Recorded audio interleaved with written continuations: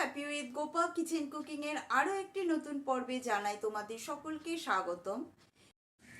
এঁচোড়ের তো নানান রকমের পদ রান্না করে খেয়েছো, একটিবার হলেও এঁচোড় আলু দিয়ে এই পদ্ধতিতে বানিয়ে নাও এঁচোড়ের দো পেঁয়াজা। সম্পূর্ণ ঘরোয়া মশলা দিয়ে রেসিপিটি বানানো গরম ভাত রুটির সাথে অপূর্ব লাগে। রইল আজকে রেসিপি।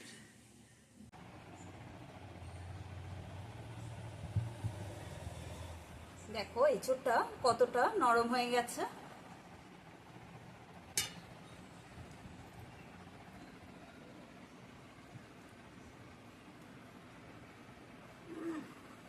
আজকে বানাবো সম্পূর্ণ ঘরোয়া মশলা দিয়ে আলু এঁচোড়ে দো পেঁয়াজা।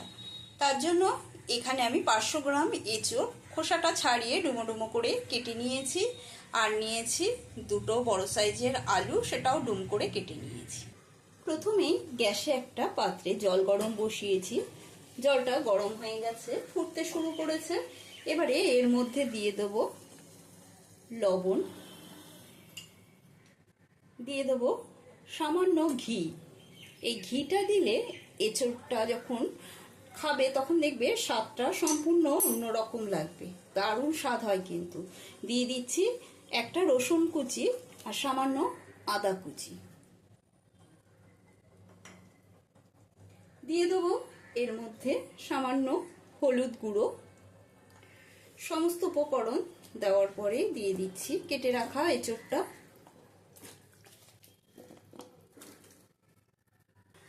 জলের মধ্যে ঘি, আদা আর রসুনটা দেওয়ার ফলে এতে করে এঁচোড়ের স্বাদটা আরো বেশি বেড়ে যাবে, সেই জন্য আমি এটার ব্যবহার করলাম।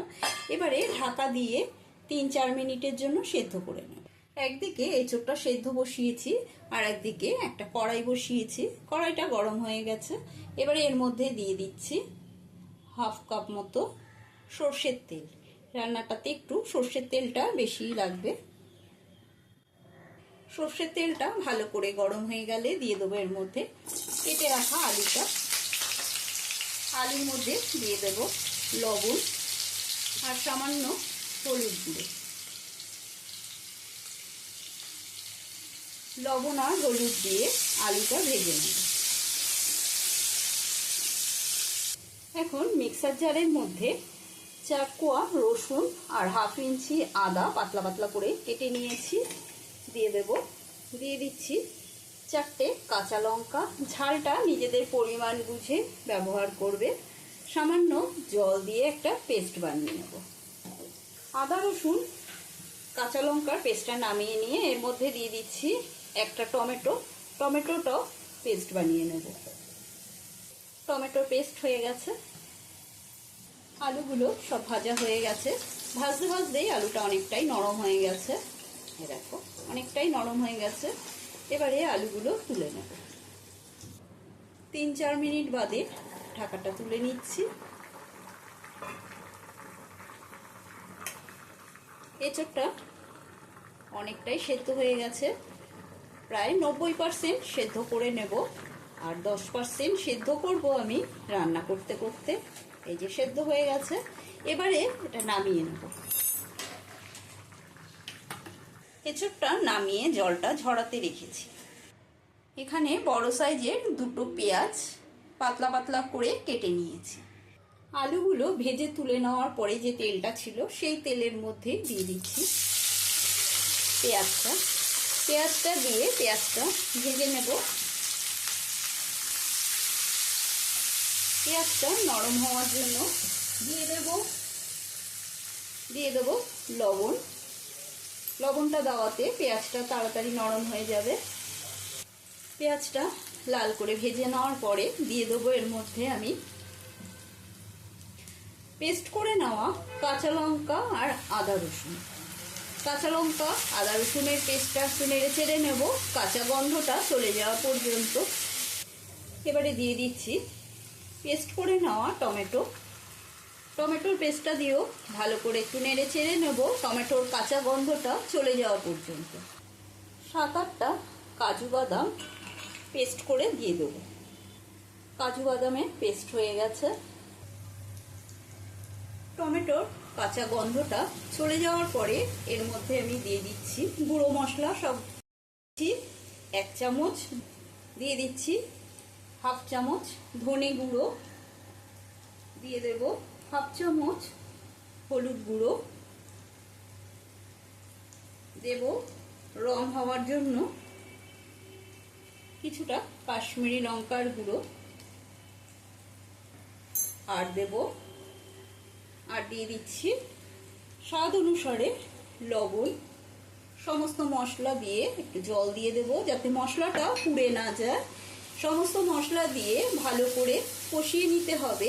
ইউটিউব চ্যানেলে যদি নতুন বন্ধু হয়ে থাকো তবে চ্যানেলটি সাবস্ক্রাইব করে নেওয়ার অনুরোধ রইল। পাশে থাকা বেল আইকনটা প্রেস করে দেবে যাতে আমার রান্না নিত্য নতুন নোটিফিকেশনগুলো সবার আগে তোমাদের মোবাইলে পৌঁছে যায়। আর যদি ফেসবুক থেকে দেখে থাকো তবে ফেসবুক পেজটি ফলো করার অনুরোধ রইল। সমস্ত মশলা ভালো করে কষিয়ে নেব। গ্যাসের স্টিমটা লো টু মিডিয়ামে রেখে মশলাটা কষিয়ে নিচ্ছি, না হলে মশলাটা তাড়াতাড়ি পুড়ে যাবে আর খেতে ভালো লাগবে না। মশলাটা যখন কষে যাবে তখন দেখবে এরকম তেল ছেড়ে এসেছে। এবারে এর মধ্যে দিয়ে দিচ্ছি ভেজে রাখা আলু। আলু দিয়েও খানিকক্ষণ কষিয়ে নেব। সামান্য জল দিয়ে দিচ্ছি। জল দিয়ে মশলাটা ভালো করে কষিয়ে নিতে হবে আলু দিয়ে। আলুর সঙ্গে মশলাটা কষানো হয়ে যাওয়ার পরে আমি এর মধ্যে দিয়ে দেব সেদ্ধ করে জলটা ঝরিয়ে নেওয়া এঁচোড়টা। তোমরা চাইলে এঁচোড়টা ভেজে নিতে পারো, তবে এরকম করে বানালে খেতে বেশ ভালো লাগে বেশি। সমস্ত এঁচোড় দিয়ে মশলাটা ভালো করে মিশিয়ে নিতে হবে। সমস্ত মশলার সঙ্গে এঁচোড়টা ভালো করে মিশিয়ে কষিয়ে নেওয়ার পরে দিয়ে দেবো এর মধ্যে কাজু বাদামের পেস্ট। কাজু বাদামের পেস্টটা দেওয়ার পরে দিয়ে দেবো কিছুটা মিক্সার ধোয়া জল। মিক্সার ধোয়া জলটা দিয়ে ভালো করে নেড়ে দিতে হবে, না হলে নিচে লেগে ধরার সম্ভাবনা থাকে। কারণ কাজু বাদাম তো দেওয়া হলো, কাজু বাদাম অনেক সময় নিচে লেগে যায় যদি না নাড়তে থাকো। তোমাদের যদি কাজু বাদাম পছন্দ না হয় তাহলে সেটা বাদ দিয়ে দিতে পারো।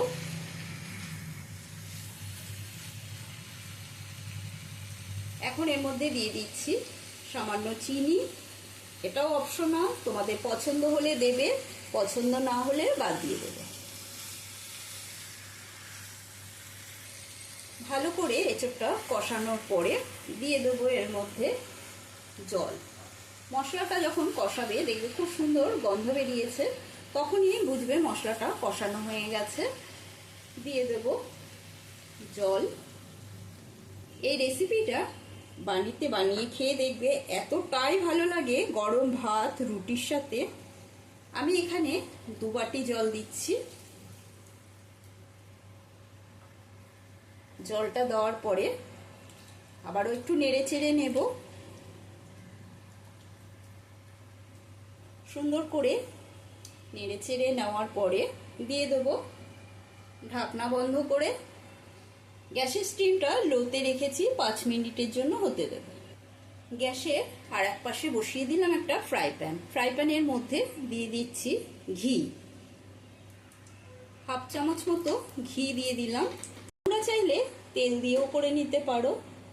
এবারে এর মধ্যে করে এরকম করে পাপড়িগুলো পেঁয়াজের ছাড়িয়ে নিয়েছি, ছাড়িয়ে নেওয়া পাপড়ি দিয়ে দিচ্ছি। এখানে একটা পেঁয়াজ নিয়েছি। পেঁয়াজটা হালকা করে ভেজে নেব।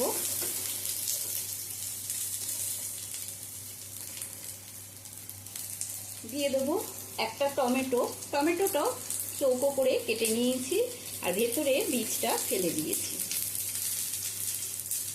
বীজগুলো ফেলে দিয়ে দিলাম এর মধ্যে। এটাও হালকা করে ভেজে নেব। গ্যাসের স্টিমটা লোতে রেখেছি। ঘি বা বাটার দিয়ে যদি ভেজে নেওয়া যায় তাহলে তার স্বাদটা বেশি ভালো লাগে। সেই জন্য যখনই দো পেঁয়াজা বানাবে তখনই ঘি বা বাটারে পেঁয়াজ আর এই টমেটোটা ভেজে নেবে, দেখবে খেতে বেশি ভালো লাগে। দিয়ে দিচ্ছি একটা কাঁচা লঙ্কা কুচি। সমস্ত উপকরণগুলো হালকা করে ভেজে নেব।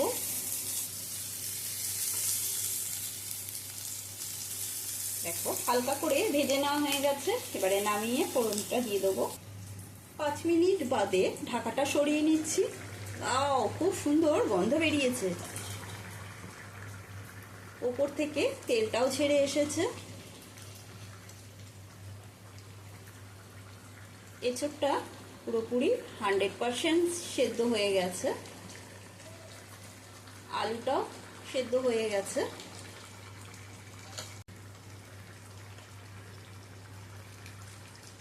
এই দেখো পুরো সেদ্ধ হয়ে গেছে, আর ভেতরে কি সুন্দর একটা রসালো ভাব হয়েছে।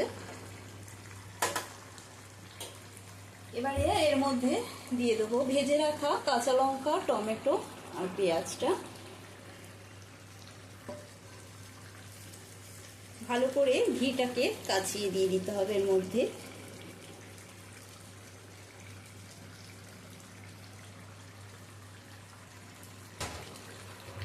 এঁচোড় তো অনেকভাবেই খেয়েছো, একবারের জন্য হলেও এইভাবে বানিয়ে খেয়ে দেখো, যার স্বাদ অতুলনীয়।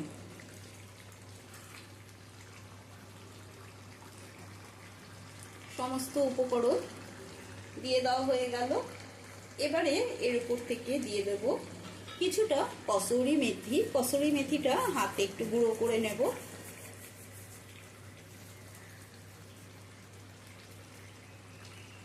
হাতে গুঁড়ো করে নিয়ে উপর থেকে কসুরি মেথিটা দিয়ে দিচ্ছি।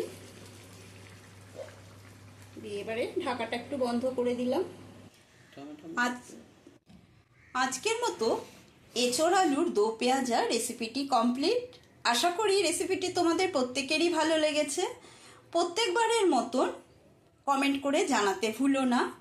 একটা লাইক দিয়ে দিও, বেশি বেশি করে শেয়ার করে দেবে। আজকের মতন এই পর্যন্ত।